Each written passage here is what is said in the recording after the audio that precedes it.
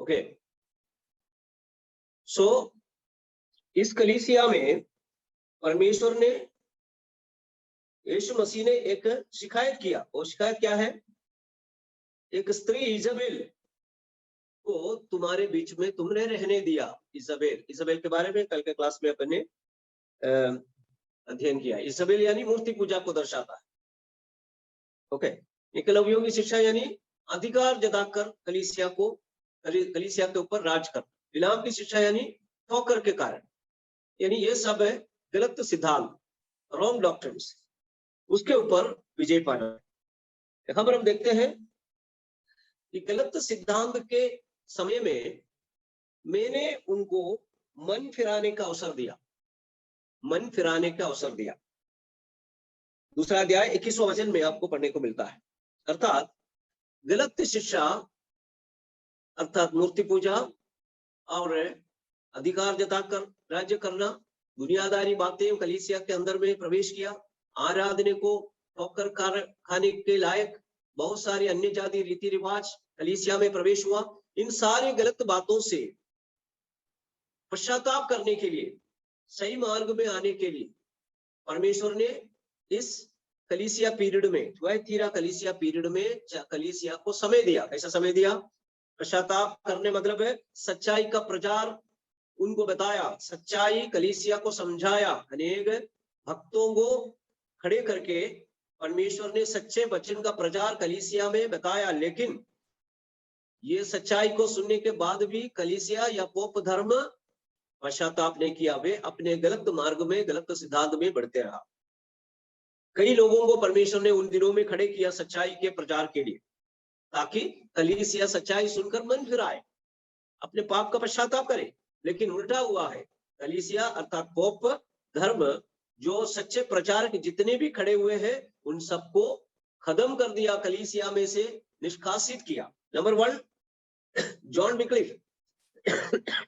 Wycliffe England में सच्चाई का प्रचार किया और उन्होंने पवित्र शास्त्र को लतीनी भाषा में से अंग्रेजी भाषा में अनुवाद किया और उन्होंने उनके टीचिंग के विरुद्ध, खास करके 3 टीचिंग के विरुद्ध में जॉन विक्लिफ ने विरोध किया, क्योंकि वो वचन के अनुसार नहीं है। सबसे मेन जो है तत्व परिवर्तन, मांस में, प्रभु भोज में, बलि वस्तु, वास्तव में यीशु मसीह के शरीर और यीशु मसीह के लोहू में बदलता है, वास्तव में बदलता है। नया नियम की बाइबल की शिक्षा यह है कि ये केवल स्मरणार्थ किया जाता है, यीशु मसीह के शरीर को स्मरण करता है, यीशु मसीह के लोगों को स्मरण देता है। लेकिन रोमन कैथोलिक पोप सिद्धांत, पोप धर्म कहता है नहीं, रोटी यीशु मसीह के शरीर में बदलता है, बलि वस्तु बन जाता है। इस शिक्षा के विरुद्ध में विक्लिफ ने प्रचार किया और पोप धर्म के क्लर्जियों के धन संपत्ति, एक कलीसिया के सेवक बनना चाहिए, क्लर्जी लोग अर्थात प्रीस्ट लोग हैं, लेकिन वे लोग यीशु के नाम से बहुत बड़ा धन बटोर कर रखे, उसके विरुद्ध में विक्लिफ ने प्रचार किया। और पापा के एक्स्ट्रा अथॉरिटी, पापा सर्वप्रथम, सबके ऊपर पापा का यानी पोप का अथॉरिटी है।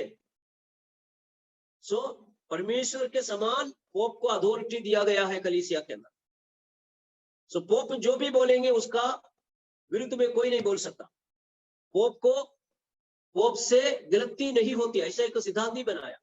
पोप जो भी करेगा सही है, उस गलत नहीं बोल सकता। सो पोप को एक्स्ट्रा अधिकार देकर कलीसिया के ऊपर में नियुक्त किया। इसके विरुद्ध में भी जॉन विक्लिफ ने प्रचार किया। आपको मालूम है, कलीसिया मन फिराने के बजाय क्या किया है? जॉन विक्लिफ को कलीसिया में से निष्कासित किया। और इस प्रकार जॉन विक्लिफ अपने जीवन के अंतिम समय में बीमार हो गया, पैरालाइज्ड हो गया, और उस पैरालाइज स्थिति में कुछ दिन रहा और उसके बाद उसका निधन हो गया। रोमन कैथोलिक चर्च वाला उसको चर्च में से एक्सकम्युनिकेट किया, यानी निकाल दिया। कारण क्या है? उन्होंने पोप धर्म के विरुद्ध में प्रचार किया। पोप धर्म इस प्रचार सुनकर के पश्चाताप नहीं किया। वचन कहता है मैंने उनको मन फिराने का अवसर दिया, लेकिन वो मन नहीं फिराए, प्रचारकों को मार डाला। और आपको मालूम है जॉन विक्लिफ के साथ उन्होंने क्या क्रूरतम बात किया है। जॉन विक्लिफ मरने के बाद और अच्छा लुथरवर्थ चर्च में जब प्रचार करते समय वो पैरालाइज्ड हो गया। पैरालाइज होकर के कुछ दिन बेड पर रहा। उसके बाद दिसंबर 28 तारीख 1384 में जॉन विक्लिफ मर गया। लेकिन आपको बताना चाहता रोचक बात यह है, और उसके बाद 44 साल बाद जॉन विक्लिफ मर गया, उसको गढ़ा गया। लेकिन 44 इयर्स बाद पोप क्लेमेंट आठ पोप के समय में चर्च जॉन विक्लिफ को हेरेस यानी गलत सिद्धांत वाला बोल करके जो काउंसिल उनको न्याय किया, और जॉन विक्लिफ मरने के 44 साल बाद कोर्ट के आदेश के अनुसार, यानी चर्च कोर्ट के आदेश के अनुसार जॉन विक्लिफ को दंड देना चाहिए। वो मुजरिम है, कलीसिया के विरुद्ध में प्रचार किया, उसको दंडित करना चाहिए, लेकिन वो तो मर गया है। 44 साल बाद उसको दंड सुनाया गया, और जॉन विक्लिफ के जो कब्र खोद करके जॉन विक्लिफ के हड्डियां वहां से निकाल दिया और उसको जला दिया, और जला करके जो इंग्लैंड के स्विफ्ट नदी में उसका राख बहाया, सिराया। देखिए कलीसिया प्रचारक के साथ में कितना क्रूर व्यवहार किया। ये कौन किया है? Roman Catholic pope. सो कहने का अर्थ है पोप सिद्धांत जो है बिल्कुल वचन के विरुद्ध में, अंधकार में समय में कलीसिया को लेकर के गया। इसलिए समय समय पर सही प्रचार करने वाले, वचन के सही प्रचार करने वाले व्यक्ति को प्रभु ने खड़े किया, लेकिन कलीसिया ने उन सबको मार डाला। उसके बाद हम देखते हैं जॉन हस, ये जो बोहेमिया में प्रचार किया। बोहेमिया एक यूरोपियन कंट्री है, जर्मनी के पास में। ओके, सो जॉन विक्लिफ के राइटिंग में से प्रेरणा पा करके वचन की सच्चाई को जॉन विक्लिफ के टीचिंग में से सीख लिया, और जॉन विक्लिफ के आदेश अनुसार, मतलब है उनके प्रचार सुन करके, राइटिंग सुन करके सच्चाई का प्रचार किया। जॉन विक्लिफ का एक चेला भी हम बोल सकते हैं उनको, वही टीचिंग में आगे बढ़ा, प्रचार किया, और इस कारण जॉन हस को भी चर्च ने सजा सुनाया, उनको कोर्ट में बुलाया और वहां पर उनको मुजरिम साबित किया, और सच्चाई का प्रचार कलीसिया के विरुद्ध में, पोप धर्म के विरुद्ध में प्रचार करने के कारण उनको भी एक खंबे के साथ बांध कर रख दिया और जलाकर जॉन हस को मार डाला। मैं एक दो उदाहरण आपको बोल रहा हूँ। उन दिनों में परमेश्वर ने कलीसिया को पश्चाताप करने का समय दिया, मन फिराने का समय दिया, लेकिन उनको तो मन फिराने का मन नहीं था। सो जॉन विक्लिफ को मार डाला, बोहेमिया में जॉन हस को मार डाला, और इटली में जेरोम सावनेरोला एक इटली के मढ़वासी रोमन कैथोलिक प्रीस्ट थे। उन्होंने भी सच्चाई को समझ करके रोमन कैथोलिक चर्च के विरुद्ध में प्रचार किया, जो भी तुम करते हो वचन का विरुद्ध में है, और उनको भी फांसी देकर कलीसिया मार डाला। आप सोचते होंगे कलीसिया पोप कैसे मार डालते हैं? आपको मालूम है उस समय कलीसिया के पास ये अधिकार था, चर्च कोर्ट अर्थात इंक्विजिशन बोलते हैं उसको। इंक्विजिशन यानी वो चर्च कोर्ट में जो न्याय करके मुजरिम को दंड देने का अधिकार पोप के पास, अर्थात आरसी चर्च के अथॉरिटी के पास थी। इसलिए चर्च वाले ने, पोप ने अनेक लोगों को मार डाले, फांसी की सजा सुनाया, जलाकर मार डाले, फांसी लगाए। कारण क्या है? एक कलीसिया के नेतृत्व ऐसा क्यों करता है? कारण इस कलीसिया केवल नाम के लिए कलीसिया रही, और उसके अंदर में शैतान राज्य कर रहा था, शैतान कार्य कर रहा था, इसलिए मर्डर करने के लिए उनके पास अथॉरिटी थी। यीशु मसीह की शिक्षा में हम दूसरों को मर्डर नहीं कर सकते। दुश्मन से प्रेम रखो, एक गाल पर मारे तो दूसरा भी दिखा दो, ये शिक्षा है। क्षमा करो, ये शिक्षा है मसीह तुम्हें। लेकिन मसीह की कलीसिया के आमीन अथॉरिटी पोप जैसे लोग हैं, दूसरों को मार डालने का अधिकार रखता था। तो इस प्रकार सच्चा प्रचार करने वाले को मार डाला। पोप धर्म बिल्कुल बाइबल के विरुद्ध में कलीसिया चला है, कलीसिया का सिद्धांत बनाया, अपने मन में, पोप के मन में जो भी आता है उसको कानून बना करके कलीसिया में सिखाते थे। और उसके बाद सच्चाई का प्रचार के लिए प्रोटेस्टेंट आंदोलन चलाया गया जर्मनी में। उसका मेन व्यक्ति, द फादर ऑफ प्रोटेस्टेंटिज्म, उसका नाम है मार्टिन लूथर। 1483 से लेकर 1546 तक उनका समय है। और मार्टिन लूथर जो है रोम चर्च के एक पादरी थे, क्लर्जी थे, प्रीस्ट। वो रोम चर्च के बड़े वफादार एक प्रीस्ट थे। रोम की भक्ति के कारण यानी पोप के ऊपर में उनकी भक्ति के कारण वे जर्मनी से पैदल चलते चलते, वो भी नंगे पांव चलते चलते जर्मनी से रोम चला गया। बहुत रोम के भक्ति, पोप के भक्ति के कारण, बहुत वफादार होने के कारण पोप साहब से मिलने के लिए जर्मनी से ये मार्टिन लूथर रोमन क्लर्जी वो पैदल चलते चलते रोम गया। आप मैप देखे तो आपको पता चलता है। सो वो बोला है कम से कम जिंदगी में एक बार तो रोम, जो होली सिटी उस समय के कलीसिया के लिए रोम एक पवित्र नगर है, पोप साहब रोम में रहते हैं, पोप से मिलना है जिंदगी में एक बार, ऐसा बोल करके जर्मनी से चलते चलते चलते चलते रोम गया, वो भी नंगे पांव। सो रोम के बाउंड्री में गए, रोम की बाउंड्री में सीमावर्ती इलाके में गए, और रोम में प्रवेश करने से पहले मार्टिन लूथर ने ऐसा बताया है, I salute the holy city Rome, पवित्र नगर रोम, मैं तेरा सैल्यूट करता हूं, ऐसा बोल करके रोम में प्रवेश किया।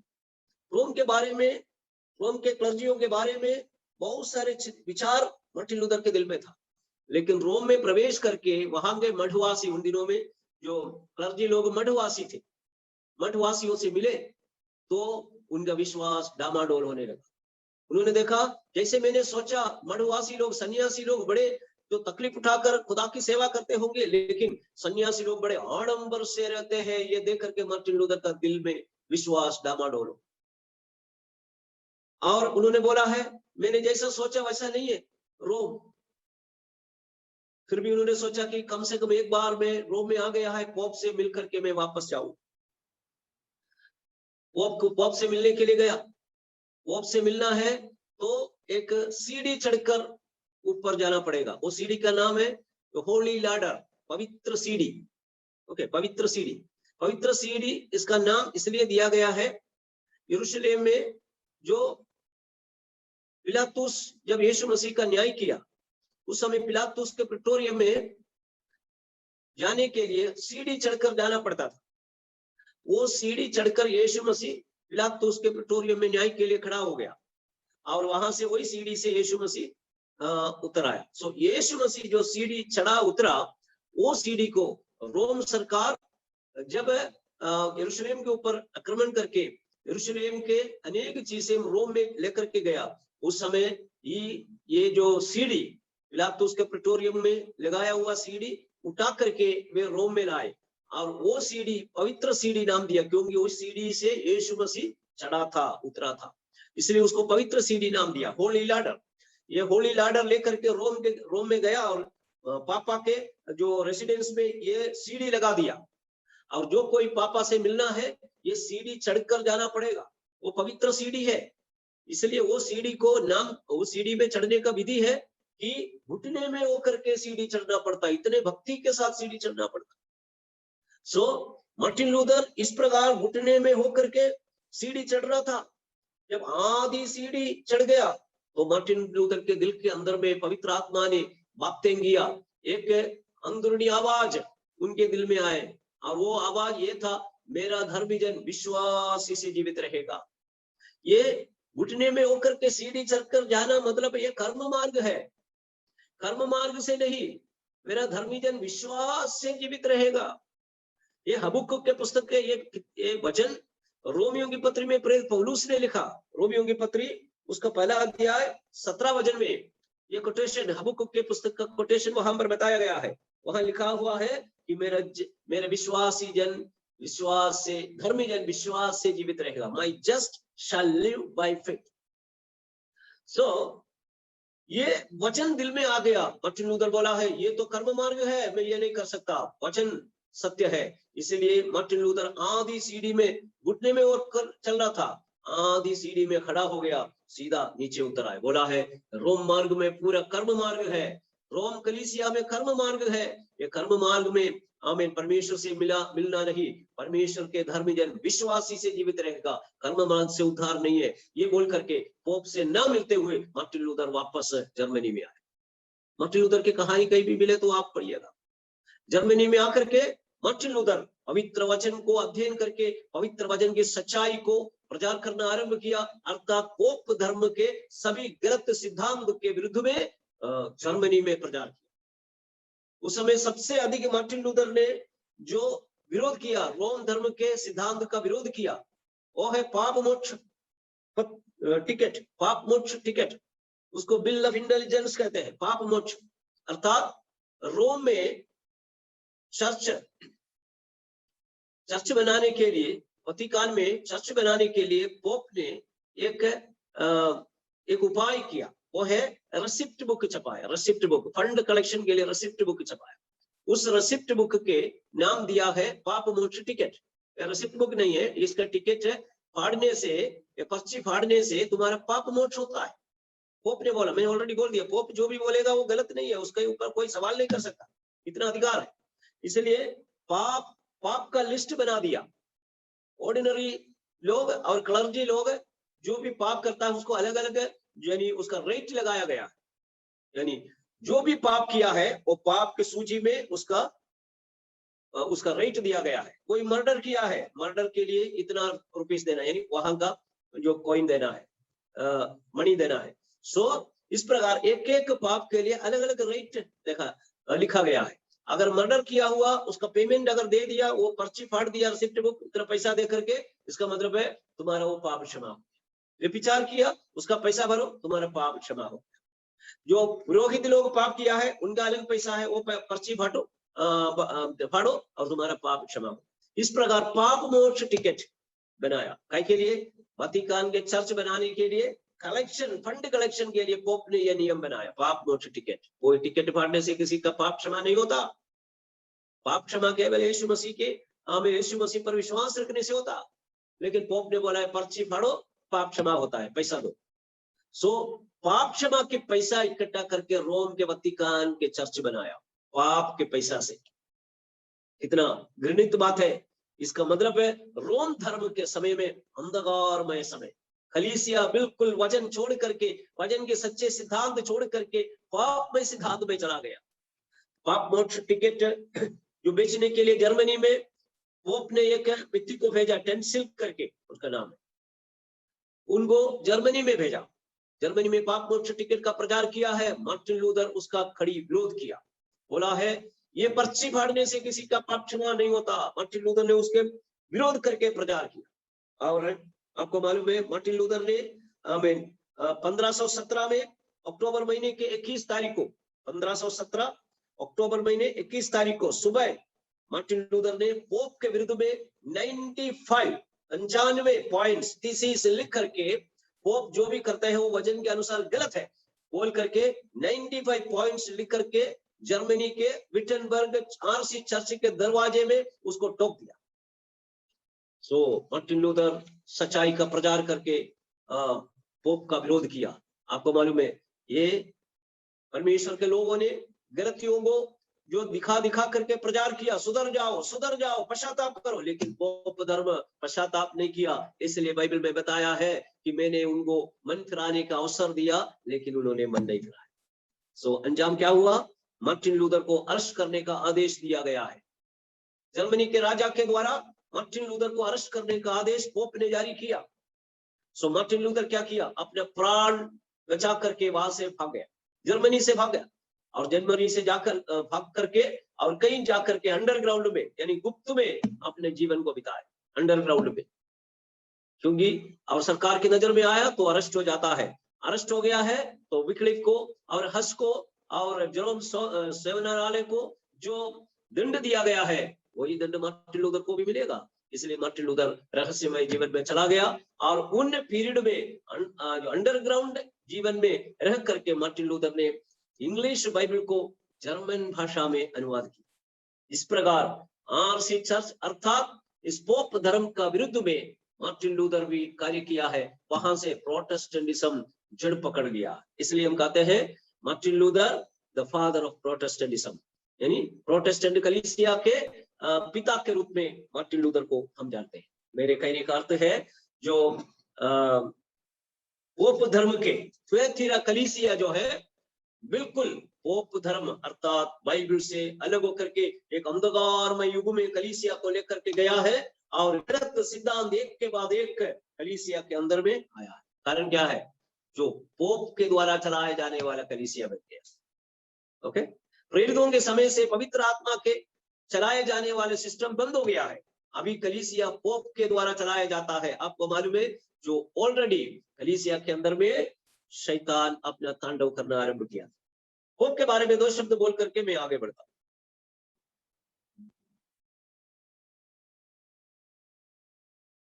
पोप मीन्स, पोप का अर्थ है फादर, बस इतने ही अर्थ है, पापा या फादर, पिता, वो यह नाम है। पोप के मुकुट, पोप के पास 2 प्रकार के मुकुट है।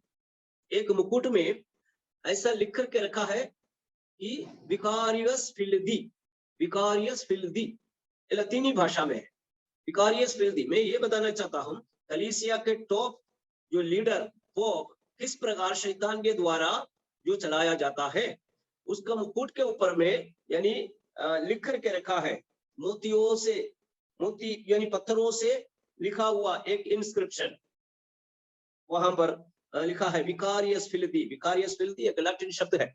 जब आप विकारियस फिल्दी का जो मूल्यांक अर्थात जो लेटर का, अक्षर का वैल्यू जब आप निकाल करके अध्ययन करेंगे, तब आपको बड़े रोचक बात देखने को मिलता है। विकारियस यानी उसका टोटल वैल्यू 112 है। फिली, फिली अगला शब्द, उसका टोटल वैल्यू 53 है। और जो दी, फिल, विकारियस फिली दी अर्थात उसका टोटल वैल्यू 501 है। सो एक एक अक्षर का वैल्यू है। आपको मालूम है, रोमन लेटर का अक्षर में एक एक अक्षर में वैल्यू है, सभी अक्षर में वैल्यू नहीं है, कुछ अक्षरों का वैल्यू है। सो विकारियस फिल्दी जो शब्द है, उसका टोटल वैल्यू अगर आप अध्ययन करें तो आपको पता चलता है टोटल 112 और 53 और 501। विकारियस 112, फिली 53, दी 501। सो ये संख्या को अपन जोड़ेंगे, विकारियस फिल्दी का अंक संख्या का वैल्यू है 666। सो आपको मालूम है 666 जो है, इसका नंबर है, आप स्क्रीन में देख सकते हैं, विकारियस फिल्दी। विकारियस मीन्स VICARIUS, यू की जगह में वी भी लिख सकते हैं, दोनों दीदी से लिख सकते हैं। विकारियस फिल्दी 112 उसका मूल्यांक है, और फिली और 53 है, दी यानी 501 है। एक एक अक्षर का सामने उसका वैल्यू दिया गया है, इसको बोलते हैं 666। आपको मालूम है 666 किसका नंबर है? यह है प्रकाशित वाक्य 13वां अध्याय में हम आएंगे, वहां पर एक जानवर के बारे में, आपको एक पशु के बारे में बताया गया है। वो पशु का नंबर है 666 अर्थात मसीह विरोधी का नंबर है। सो मसीह विरोधी का नंबर 666 है, वही नंबर जो रोमन पोप अपने मुकुट में लिख करके रखा है। इसका मतलब क्या है? सीधी सी मतलब है, वो मसीह विरोधी तो नहीं है, लेकिन मसीह विरोधी के साथ बहुत घनिष्ठ संबंध है। यानी मसीह विरोधी का सिद्धांत पोप के द्वारा कलीसिया के अंदर में शैतान प्रकट किया है, उसका सबूत है 666 पोप ने अपने मुकुट में लिख करके रखा, विकारियस फिल्दी। उस लैटिन शब्द का अर्थ यह है कि son of, substitute for the son of God, अर्थात मनुष्य पुत्र के बदले दूसरा व्यक्ति। विकारियस फिल्दी का लतीनी भाषा का अर्थ क्या है? मनुष्य पुत्र के बदले दूसरा व्यक्ति। मनुष्य पुत्र कौन है? यीशु मसीह। यीशु मसीह के बराबर दूसरा व्यक्ति। यीशु मसीह के बदले में कोई हो सकता है क्या? यीशु मसीह हमारा उद्धार करता है, हमारे परमेश्वर अतुल्य परमेश्वर है, उसका बदले कोई नहीं, उसका बराबर कोई नहीं। लेकिन पोप अपने मुकुट में लिखे रखा है, यीशु मसीह के बदले में एक दूसरा व्यक्ति हूं मैं। कितनी गलत सिद्धांत शैतान कलीसिया के अंदर में लाया है। इसलिए आमीन, परमेश्वर ने जगह जगह पर सच्चे प्रचारकों को, बाइबल के प्रचारकों को खड़े किया, सच्चाई लोगों के, आम जनता के सामने पेश किया। लेकिन ये कलीसिया पीरियड में पोप धर्म को मन फिराने का आमीन मन नहीं था, वो मन नहीं फिराया। ओके, इस प्रकार बहुत सारे सिद्धांत उन दिनों में, अर्थात 600 से 1520 यानी थुएतीरा कलीसिया पीरियड है। इस पीरियड पोप धर्म का पीरियड है, और इस पीरियड में बहुत सारे ऐसा गलत सिद्धांत कलीसिया के अंदर में प्रवेश हुआ है।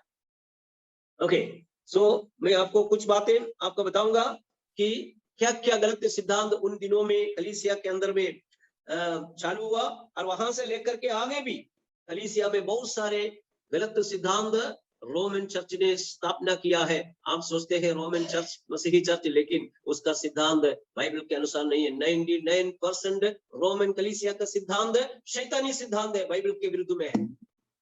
ओके, ये अलग सब्जेक्ट है, लेकिन मैं पूरा बताना नहीं चाहता। उन्होंने क्या किया, मेन सिद्धांत मसीहत में लाया है, केवल एक क्षण में मैं आपके सामने पढ़ूंगा। वो ये है, एडी 310 में क्रूस चिन्ह बनाना। कलीसिया में क्रूस चिन्ह माथे से लेकर छाती तक और दोनों शोल्डर में ऐसा क्रूस, वो लोग प्रार्थना करते समय ऐसा करते हैं। पहले सदी में, दूसरे सदी में, प्रेरितों के समय में, तीसरे सदी तक कोई भी कलीसिया में इस प्रकार के चिन्ह नहीं बनाता था, बाद में आया हुआ है। पिछले क्लास में मैंने बताया, वो पोप ने ये नियम लाया है, क्रूस का चिन्ह बनाओ आराधना के समय, आज भी कंटिन्यू है। 320 में आराधना में मोमबत्ती का स्थान, मोमबत्ती लगाना, संत लोगों के सामने, मूर्तियों के सामने मोमबत्ती जला के रखना, ये जो सिद्धांत, मोमबत्ती वाला सिद्धांत 320 में पोप ने कलीसिया के अंदर में इंट्रोड्यूस किया। ये कहां बाइबल की सिद्ध शिक्षा है, बाइबल के बाहर की शिक्षा है। 394 मरियम की आराधना, 394 में मरियम की आराधना करने के लिए पोप ने आदेश दिया, इसलिए मरियम की आराधना कलीसिया के अंदर में आरंभ हो गया। 500 में, एडी 500 में पादरी लोगों को चोंगा पहनाने का आदेश दिया। तब तक पादरी लोग, जो कलीसिया के पोप हो जो भी है, वो चोंगा नहीं पहनते थे। जो 500 एडी में उस समय का पोप ने ये नियम लाया है, सभी पादरी अर्थात कलीसिया के क्लर्जी लोग हैं, उनको यूनिफॉर्म होना चाहिए, चोंगा पहनना चाहिए। एडी 600 में मरियम एवं मरे हुए संतों से प्रार्थना करना, ये सिद्धांत ने उपदेश बना दिया, यानी मरे हुओं से प्रार्थना, संत लोगों से प्रार्थना। इसलिए वे लोग संत लोग, बहुत सारे संत लोग उनके लिए है, उनके संतों के लिए, संतों को प्रार्थना करते हैं, क्योंकि वो शिक्षा देते हैं हम डायरेक्ट परमेश्वर से प्रार्थना नहीं कर सकते, क्योंकि हम इतना अयोग्य लोग हैं, डायरेक्ट नहीं कर सकते। हम संत को बोलेंगे, संत हमारे लिए मध्यस्थी की प्रार्थना करेंगे। ओके, संत मतलब मरा हुआ व्यक्ति, मरे हुए से प्रार्थना करने का ये सिद्धांत एडी 600 में आरसी चर्च के अंदर में लागू किया। 709 में पोप का पैर चुंबन करना, यह सिद्धांत, पोप अति पवित्र है, आपको मालूम है, पोप कहीं भी आए तो प्रजा विश्वासी उनका पैर चुमते हैं, पोप का पैर चुम। प्रभु यीशु मसीह अपने चेलों के पैर धो रहा था, लेकिन यहाँ पर एक लीडर बोलता है मेरा पैर चुंबन करो। गलत शिक्षा नहीं तो क्या है, ये शैतानी शिक्षा है। और 788 में, 788 में क्रूस एवं मूर्ति की आराधना, चर्च में मूर्ति लगा दिया, क्रॉस लगा दिया, वो क्रॉस भी एक मूर्ति के समान है, उसकी आराधना, संत लोगों की आराधना शुरू कर दिया, ये सिद्धांत बनाया। और 890 में मरियम का पति योसेफ को जो संत बना दिया, योसेफ को भी संत बना दिया। ओके, 995 में मरे हुओं को संत बना दिया। 1079 में पादरी लोग अविवाहित रहने का नियम लागू किया, यानी 1079 में एडी। ओके, उस समय नियम लागू किया है, पादरी लोग अर्थात क्लर्जी लोग है, शादी नहीं करना, अविवाहित, सेलिबसी। तब तक के सारे पोप लोग शादी करते थे, क्लर्जी लोग, फादर लोग शादी करते थे, लेकिन 1079 से लेकर के ये नियम कलीसिया में लाया है, सिद्धांत बनाया है, पादरी लोग शादी नहीं करना, फिर सारी गड़बड़ियां होती है उनके अंदर। और 1090 में प्रार्थना माला, 1090 में एडी प्रार्थना माला यानी रोजरी प्रेयर, आपको मालूम है, ये प्रार्थना करते समय एक माला हाथ में रहता है, उसमें मणि रहती है, वो मणि गिनते गिनते प्रार्थना करते हैं, रोजरी बोलते हैं, प्रार्थना माला। उसमें से 90% प्रार्थना मरियम के नाम से है। कोई आरसी चर्च के किसी व्यक्ति से आप मिले तो आपको माला दिखाते हैं। 1184 में चर्च अदालत बनाया, चर्च अदालत, वो जो भी बोलेगा नियम बन जाता है। 1184 में चर्च का अदालत, वो अदालत में चर्च के विश्वासी को कोई भी है उसको न्याय करके, उसको अगर जरूरत पड़े तो मृत्यु दंड भी दे सकता है। चर्च को मृत्यु दंड देने का अधिकार चर्च अदालत में लागू किया, उसको कहते हैं इंग्लिश में इंक्विजिशन। इंक्विजिशन, इंक्विजिशन यानी चर्च अदालत है, लोगों को फांसी की सजा दे सकते हैं। इसलिए विक्लिप को मार डाले, जॉन हस को मार डाले और जेरोम को मार डाले। ओके, आमीन। अनेक लोगों को मार डाले, इवन अनेक वैज्ञानिक लोगों को मार डाले, बड़े बड़े लीडर्स को मार डाले, सबको मारने का अधिकार पोप के पास था। इसको बोलते हैं चर्च अदालत, इंक्विजिशन। और 1190 में बिल ऑफ इंटेलिजेंस, मैंने अभी ऑलरेडी बोल दिया है, मार्टिन लूथर ने उसका विरोध किया। क्या किया? बिल ऑफ इंटेलिजेंस यानी पाप मोक्ष टिकट। मतलब है जेब में पैसा है तो तुम पाप कर सकते हो, हर एक को पाप का उसका रेट लिखा हुआ है, वो पर्ची रिसिप्ट काटो, तुम्हारा पाप क्षमा हो जाता। पैसा इकट्ठा करके चर्च बनाने के लिए पाप मोक्ष के टिकट के पैसा से रोम में चर्च बनाया वतिकान। ओके, ये सब गलत सिद्धांत है, लेकिन लोगों को ये बोलने में डर लगता है, कोई बोलते नहीं है। इवन बड़े बड़े पादरी लोगों को भी मालूम नहीं है, वो भी इसमें शामिल है, इनकी गलत सिद्धांतों के साथ में हाँ मिलाते हैं। लेकिन जो कोई प्रकाशित वाक्य का अध्ययन करते हैं, हरगिज इनके गलत सिद्धांत के साथ हम समझौता नहीं कर सकते। इसलिए चर्चस में प्रकाशित वाक्य पढ़ाते नहीं, प्रचार भी नहीं करते। कई पास लोग बोलते हुए हमने सुना, हम प्रकाशित वाक्य से अभी तक प्रचार ही नहीं किया, डर लगता है, क्योंकि शैतान तुम्हें डरा के रख दिया है। ये सब गलत सिद्धांत हमें दूसरों के सामने प्रकट नहीं करना, इसलिए तुम्हें डर की आत्मा देकर के। ओके, और 1215 में तत्व परिवर्तन का नियम यानी ट्रांसब्स्टेंटिएशन, बोले तो प्रभु भोज मांस में बलि वस्तु परिवर्तित हो जाता है। तत्व परिवर्तन अर्थात रोटी मांस बन जाता है और वाइन यीशु का लहू बन जाता है, ऐसा सिद्धांत लाया। और उसका विरुद्ध में जॉन विक्लिफ ने आवाज उठाई। और 1229 में बाइबल पढ़ना मना किया। ओके, आम जनता बाइबल नहीं पढ़ना। बाइबल कौन सा कलीसिया के नेतृत्व तो बाइबल पढ़ने को मना करता है? हम सब बोलते हैं सब लोग बाइबल पढ़ो, सब लोग बाइबल खरीदो, लेकिन पोप ने जो है बाइबल पढ़ना मना कर दिया। बाइबल पढ़ना केवल क्लर्जी लोगों का अधिकार है, आम जनता बाइबल नहीं पढ़ना, ऐसा नियम लाया। क्यों? क्योंकि बाइबल पढ़ने से लोगों को सच्चाई पता चलेगा, पोप जो भी गलत करता है वो पता चलेगा। इसलिए पोप धर्म में ये नियम लागू किया है, आम जनता बाइबल नहीं पढ़ना। वेरी रिसेंटली वे लोग बाइबल पढ़ना आरंभ किए, फिर भी बराबर बाइबल नहीं पढ़ते, बाइबल को पूजा करते हैं, बाइबल ऐसा खोल के रखते हैं, माला चढ़ाते, फूल माला और अगरबत्ती वगैरह लगाते, बाइबल का पूजा करते हैं, बाइबल पढ़ते नहीं। जब तक तुम बाइबल पढ़ेंगे नहीं, सच्चाई कैसा पता चले? जो बाइबल पढ़े वे सब रोमन चर्च से बाहर आए, पोप धर्म के विरुद्ध में प्रचार किया। ओके, और 1439 में एडी 1439 में शोधना स्वर्ग का उपदेश लागू किया। शोधना स्वर्ग क्या है? शोधना स्वर्ग मतलब है मरे हुए व्यक्ति, उनकी आत्मा स्वर्ग नहीं जाता है, वो बताते हैं, बाइबल में नहीं है। स्वर्ग नहीं जाता है, मरे हुए व्यक्ति की आत्मा स्वर्ग और पृथ्वी के बीच में एक प्रत्येक स्थान है, उसको नाम दिया है शोधना स्वर्ग, इंग्लिश में पगेट्री। पगेट्री, वो पगेट्री में जाकर के बैठता है शोधना स्वर्ग। वहां आत्मा को जो परखे जाते हैं, फिर उनको वहां से स्वर्ग में प्रमोशन देने के लिए उनके रिश्तेदार जो इस पृथ्वी में जीवित है, वे लोग विशेष प्रार्थना मरे हुए उनके प्रियजन के लिए, जो उनकी आत्मा शोधना स्वर्ग में है, उनके लिए विशेष प्रार्थना करवाना पड़ता है। उसके लिए फादर को बुलाना पड़ता है। उस शोधना स्वर्ग से प्रमोशन देने की प्रत्येक प्रार्थना मांस चढ़ाने के लिए तगड़ा फी लगता है, पैसा देना पड़ता है। इसका मतलब है पैसा है, तुम्हारे मरे हुए व्यक्ति को तुम स्वर्ग पहुंचा सकते हो। अगर गरीब है, तुम्हारे मरे हुए प्रियजन शोधना स्वर्ग में पड़े रहेंगे, स्वर्ग नहीं जाए। कौन सा सिद्धांत है? मैंने इस बाइबल के उत्पत्ति से लेकर प्रकाशित वाक्य तक देखा है, वहां पर शोधना स्वर्ग के सपोर्ट में, समर्थन में एक वचन भी नहीं है। जब बाइबल में एक वचन या आधा वचन भी नहीं है, तो कहां से यह सिद्धांत लेकर के आए? ये शैतानी सिद्धांत है। इस प्रकार के मेरे पास एक लिस्ट है, सूची है, बहुत सारे गलत सिद्धांत इन दिनों में, अर्थात तेरा कलीसिया पीरियड में, कलीसिया के अंदर में प्रवेश, उसके बाद भी प्रवेश किया। ये पूरा लिस्ट पढ़ना नहीं चाहूंगा, अगर आपको चाहे तो मैं व्हाट्सएप में डाल देता हूं। ओके, सो फिर आगे हम बढ़ते हैं। तो तेरा कलीसिया अर्थात अंधकार में कलीसिया, पोप धर्म, बाइबल के साथ कोई संबंध नहीं। बाइबल पढ़ना भी मना कर दिया, कोई आम व्यक्ति बाइबल नहीं पढ़ सकते। क्लर्जी लोग पढ़ सकते हैं, क्लर्जी यानी फादर लोग। फादर लोग पढ़ने के कारण मार्टिन लूथर जैसे लोग सच्चाई को समझ गया, वे आरसी चर्च का बाहर आ गया, आरसी चर्च के विरुद्ध में प्रचार। इसलिए बाइबल पढ़ने में मना करना शैतानी का। ना। एक और वचन हम पढ़ेंगे, उसका 22 से लेकर के 29 तक आप बाद में पढ़ सकते।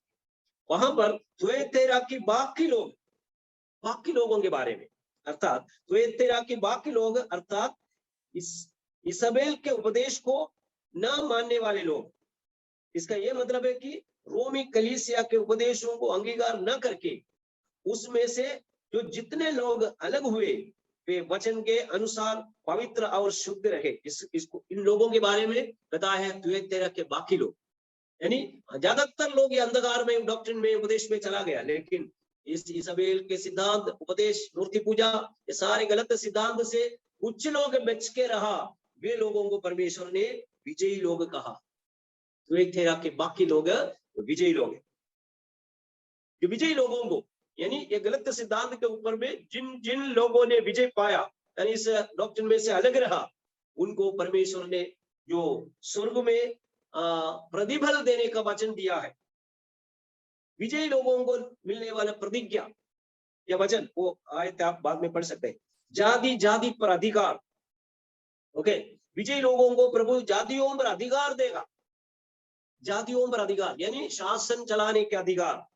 कौन सा? इन गलत सिद्धांत और मूर्ति पूजा सिद्धांत के विरुद्ध में जो जो खड़े हो गया, उसमें से बच गया है, उनको परमेश्वर स्वर्ग में नया प्रतिफल, प्रतिज्ञा देने के लिए वायदा किया है। वो है जातियों के ऊपर में शासन चलाने का अधिकार। उसको वचन में आप पढ़ सकते हैं, 20वां अध्याय उसका 6वां आयत में लिखा हुआ है।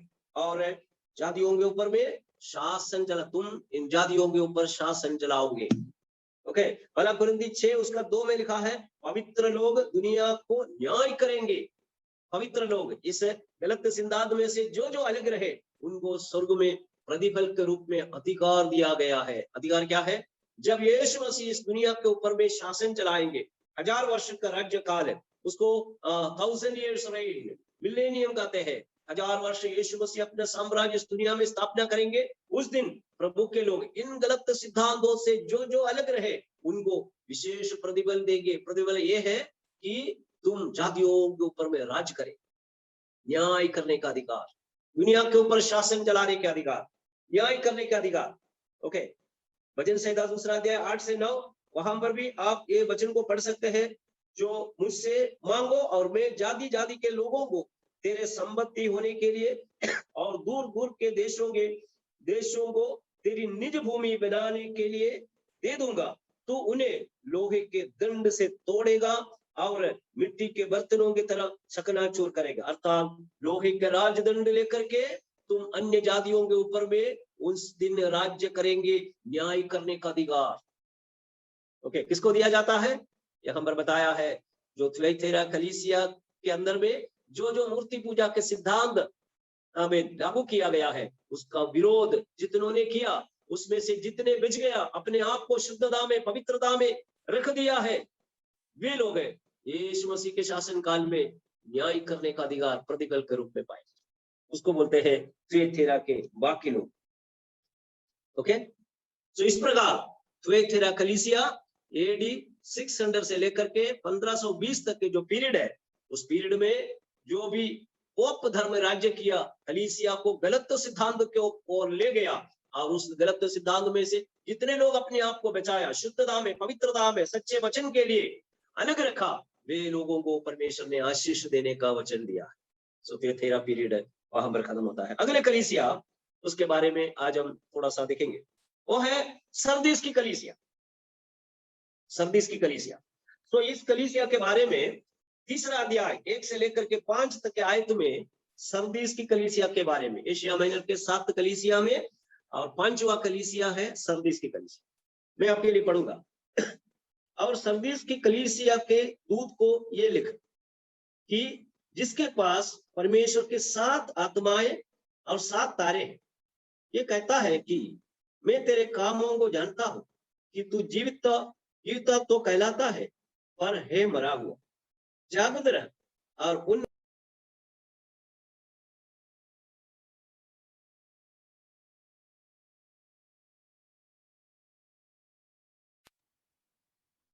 तो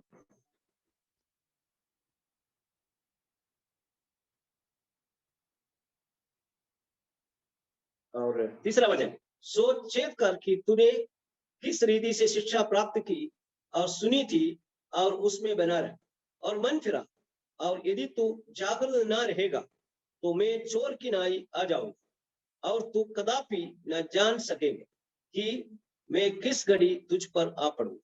पर हाँ, संदेश में तेरे यहाँ कुछ ऐसे लोग हैं जिन्होंने अपने आप को अपने अपने वस्त्र अशुद्ध नहीं किए, वे श्वेत वस्त्र पहने हुए मेरे साथ घूमेंगे, क्योंकि वे इस योग्य है। जो जय पाए उसे इसी प्रकार श्वेत वस्त्र पहनाया जाएगा, और मैं उसका नाम जीवन की पुस्तक में से किसी रीति से न काटूंगा, पर उसका नाम अपने पिता और उसके स्वर्गदूत के सामने मान लूंगा। जिसके कान हो वो सुन ले कि आत्मा कलीसिया से क्या कहता है। सरदीस की कलीसिया अर्थात पांचवी कलीसिया। ओके, पांचवी कलीसिया। कलीसिया पीरियड है बाइबल विद्वानों के अनुसार, सरदीस कलीसिया के पीरियड है 1520 से लेकर 1750 एडी। ओके, 1520 से लेकर के 1750 कलीसिया काल। ओके, सरदीस की कलीसिया के नाम से एक पीरियड की कलीसिया को दिया जाने वाला संदेश है। आपको मैं थुएथेरा कलीसिया पीरियड में कलीसिया अंधकार में गलत सिद्धांतों में चला गया, लेकिन सरदीस की कलीसिया के पीरियड में क्या हुआ हम देखेंगे। सरदीस का अर्थ है बचकर निकले हुए लोग। बचकर निकले हुए लोग कौन सी बात से बचकर?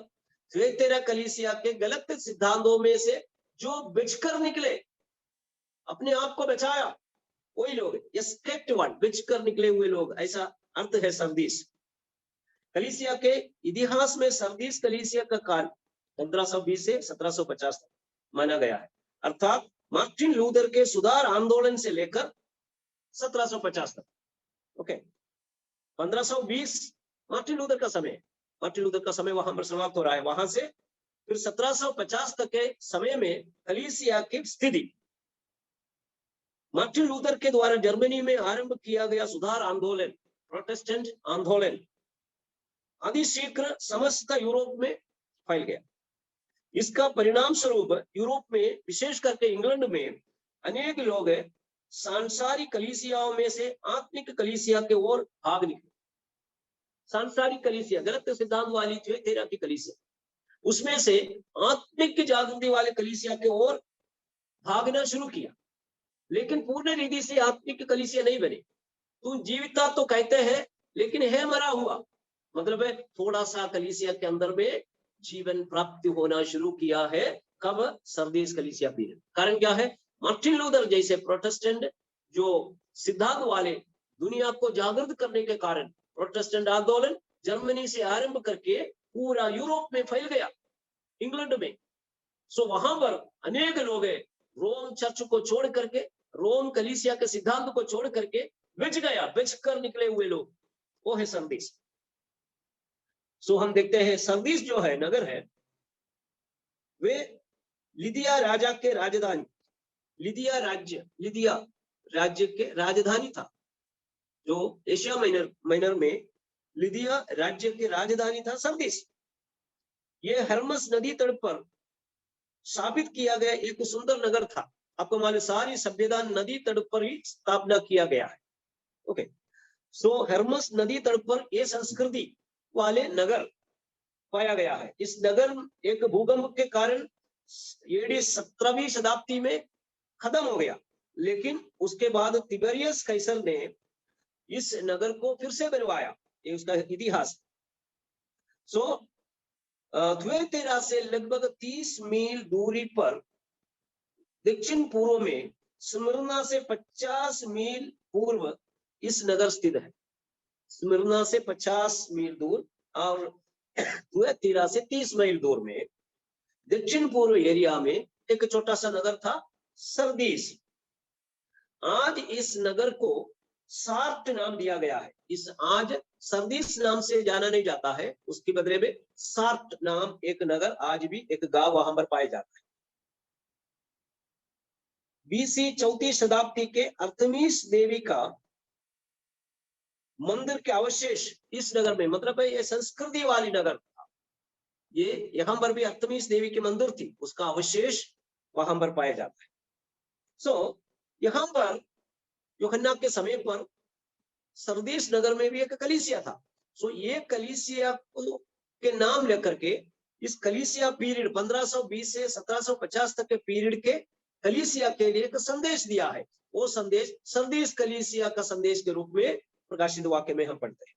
ओके, और ये कलीसिया जहां पर है, यहाँ पर अर्थमीस देवी का मंदिर का अवशेष था, और वहां पर यूहन्ना के नाम में एक चर्च था, उसका भी अवशेष पाया गया। इसका मतलब है इसलिए विश्वास किया जाता है शायद यूहन्ना ने सरदीस नगर में सुसमाचार सुनाया, कारण यूहन्ना के नाम, सेंट जॉन के नाम से वहां पर एक चर्च था, उसका अवशेष, चर्च अभी नहीं है, उसका अवशेष वहां पर पाया गया। अर्थमीस देवी के मंदिर का अवशेष मिला और यूहन्ना के नाम से एक चर्च का अवशेष भी मिला। इसका मतलब है ये एक ऐसा संस्कृति वाली स्थान था, वहां पर ये कलीसिया पाई गई। वो कलीसिया को टारगेट बना करके सरदीस कलीसिया के लिए संदेश दिया गया है, यूहन्ना को बताया। तीसरा अध्याय 1 से 2 तक आप पढ़ेंगे, वहां पर जिसके पास परमेश्वर के 7 आत्माएं हैं, वो कहता है 7 आत्माएं, आत्मा की भरपूरी, जिसके पास 7 आत्मा है और जिसके पास 7 तारे हैं, वो कहता है।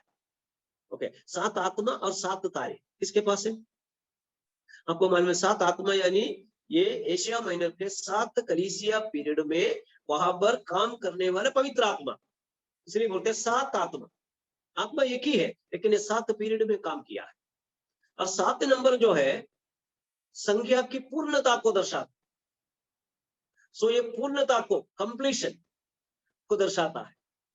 ये आत्मा पवित्र आत्मा को दर्शा, अर्थात पवित्र आत्मा जिसका पास है, जिसके हाथ में 7 तारे हैं, आगे लिखा 7 तारे। आपको मालूम है यीशु मसीह का दर्शन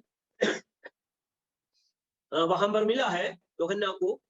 उन्होंने देखा 7 दीवट के बीच में चलन फिरन करने वाला मानव पुत्र, उसके हाथ में 7 तारे। 7 तारे कौन है? हमने लास्ट क्लास में देखा है, कलीसिया के दूत अर्थात पासवान। पासवान, कलीसिया के पासवान, एफेसुस से लेकर के लवोदिकिया तक के 7 कलीसिया, इस 7 कलीसिया के पासवान को दर्शाता है 7 तारे, यानी वो 7 तारे यीशु मसीह के हाथ में, अर्थात पासवान, कलीसिया के पासवान यीशु के हथेली में है। पवित्र आत्मा 7 आत्मा है, वो भी यीशु का है। इसका मतलब है 7 आत्मा और 7 तारे जो हाथ में है, वो कहता है ना। ये कलीसिया मृतक कलीसिया थी, उसी समय जीवता तो कहते हैं। इस कलीसिया काल में कलीसिया आत्मिक अंधकार से होकर गुजरी। सुधार आंदोलन के द्वारा कलीसिया में लेशमात्र जीवन आया। इस काल में प्रभु ने उनके आत्मिक अगुओं को खड़े किया, जैसे मार्टिन लूथर जैसे प्रोटेस्टेंट आंदोलनकारी लोगों को परमेश्वर ने खड़े करके कलीसिया को जागरूक किया। इसलिए कलीसिया के अंदर में थोड़ा सा जीवन आया। वचन में क्या बोला? तू जीवता तो कहते हैं लेकिन मरा हुआ। कंप्लीटली तुम जीवन नहीं पाया, क्योंकि अंधकार में कलीसिया में परगमुन से लेकर के और थियतैरा तक बिल्कुल अंधकार में कलीसिया थी। उस अंधकार में से प्रोटेस्टेंट आंदोलनकारियों के द्वारा सच्चा वचन को सुना करके कलीसिया के अंदर में थोड़ा सा जीवन लोग प्राप्त कर दिया। अर्थात सच्चाई कुछ लोगों ने अंगीकार किया और यहाँ से भाग निकला, गलती में से, रोमन सिद्धांत में से भाग निकला। उसमें से मार्टिन लूथर और स्टिंगली और विक्लिफ और जॉन नॉक्स, इस प्रकार के अनेक लोग हैं प्रोटेस्टेंट के वक्ता के रूप में खड़े होकर के वचन की सच्ची शिक्षा को उन्होंने प्रचार किया। उस प्रचार के कारण कुछ लोगों के अंदर में वचन का जीवन आया है, प्रकाशन आया है। जीविता तो कहते हैं लेकिन मरा है। पूर्ण रीति से कलीसिया जीवित नहीं हुआ, जागृत नहीं हुआ। ओके, तीसरा वचन में लिखा है, मैं प्रभु ने इस कलीसिया को चेतावनी दिया। तीसरा वचन, चेतावनी क्या है लिखा हुआ तीसरा वचन में, मैं पढ़ूंगा आपके लिए। यदि तू जागरूक ना रहेगा तो मैं चोर की नाई आ जाऊं और तू कदापि न जान सकेंगे कि मैं किस घड़ी तुझ पर आ पड़े। चेतावनी दिया।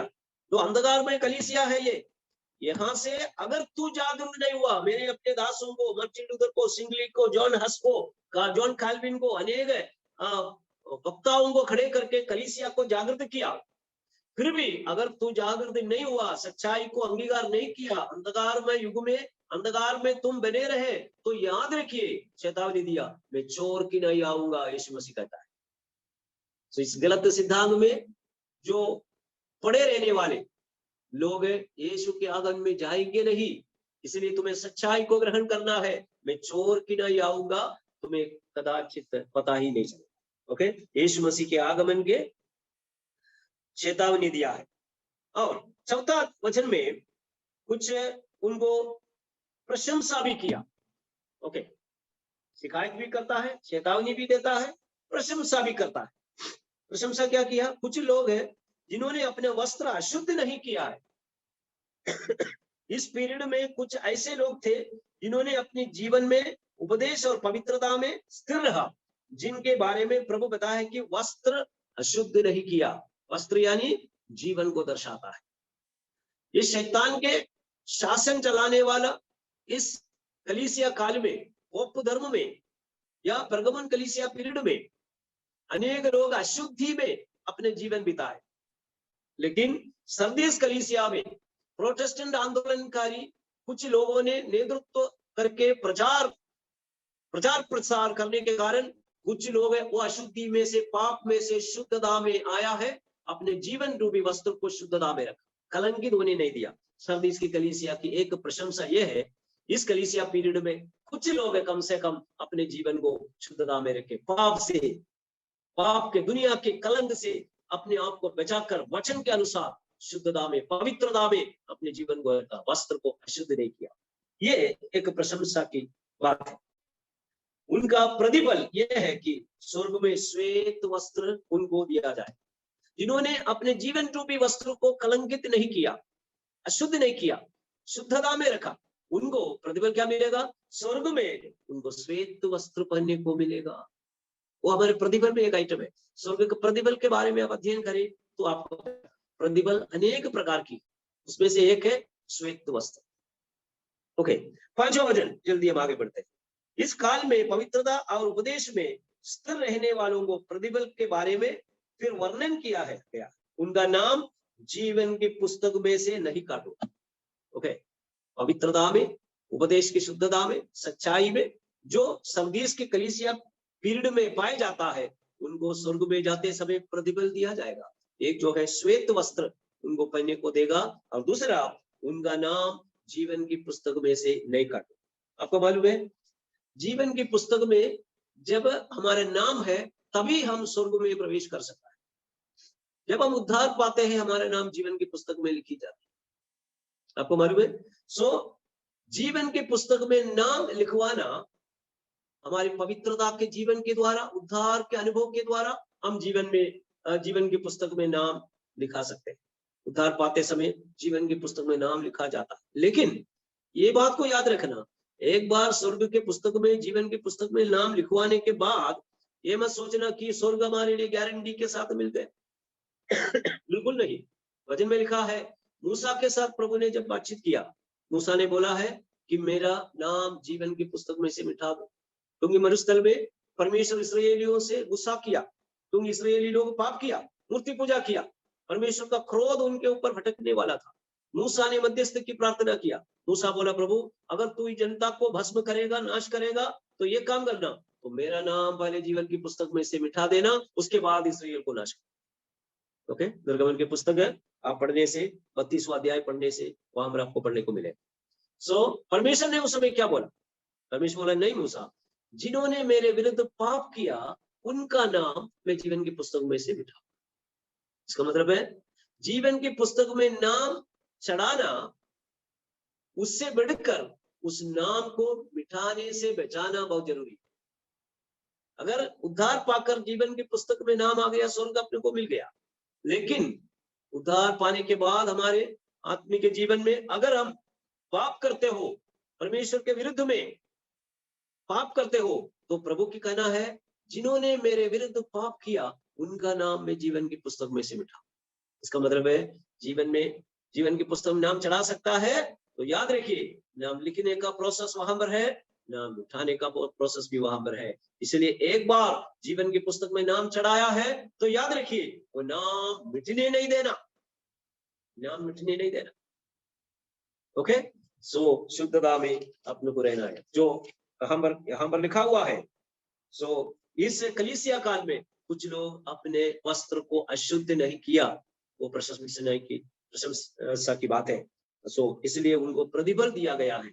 नंबर 1, उनको श्वेत वस्त्र दिया जाएगा स्वर्ग में। नंबर 2, उनका नाम जीवन की पुस्तक में से नहीं मिटाएगा, इसका मतलब है स्वर्ग गारंटी के साथ उनको। सो इस थुआतीरा कलीसिया पीरियड में, सॉरी सर्दीस कलीसिया पीरियड में, तो अंधकारमय जीवन में से प्रकाशन पा करके, सुधार आंदोलन वाले के प्रचार सुन करके अनेक लोग पोप धर्म से बाहर निकला, प्रोटेस्टेंटिज्म में आ गया, सच्चाई के लिए आ गया। उनके बारे में प्रभु का कहना है थोड़ा सा तुम्हारे अंदर में जीवन आ गया है और तुम्हारा वस्त्र शुद्ध नहीं करना, तुम्हारे लिए स्वर्ग में प्रतिफल रखा। अगले कलीसिया के पीरियड 6वां कलीसिया है, वो है फिलाडेल्फिया कलीसिया। लेकिन आज मैं इसके बारे में कुछ बोलूंगा क्योंकि प्रकाशित वाक्य है, आप 1 घंटे से ज्यादा हो गया सुन के बैठे हैं। सो इसलिए मैं यहाँ पर समाप्त करूंगा। अगले क्लास में यानी कल के क्लास में फिलाडेल्फिया कलीसिया के बारे में, फिलाडेल्फिया कलीसिया पीरियड के बारे में हम सुनेंगे।